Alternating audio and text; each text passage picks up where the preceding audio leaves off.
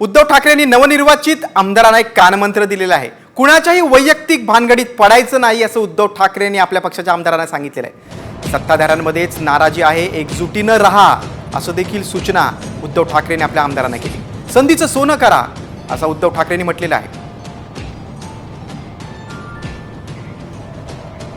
संधीचं सोनं करा असं उद्धव ठाकरेंचा कानमंत्र आहे. उद्धव ठाकरेंचा नवनिर्वाचित आमदारांना कानमंत्र आहे. कुणाच्याही वैयक्तिक भानगडीत पडायचं नाही असं देखील उद्धव ठाकरेंनी म्हटलेलं आहे.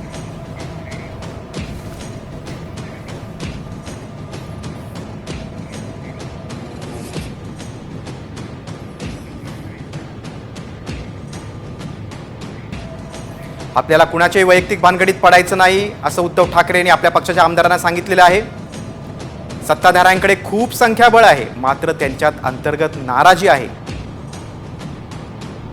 सत्ताधाऱ्यांमध्ये अंतर्गत नाराजी आहे, तुम्ही एकजुटीने राहा अशी देखील सूचना उद्धव ठाकरेंनी केलेली आहे.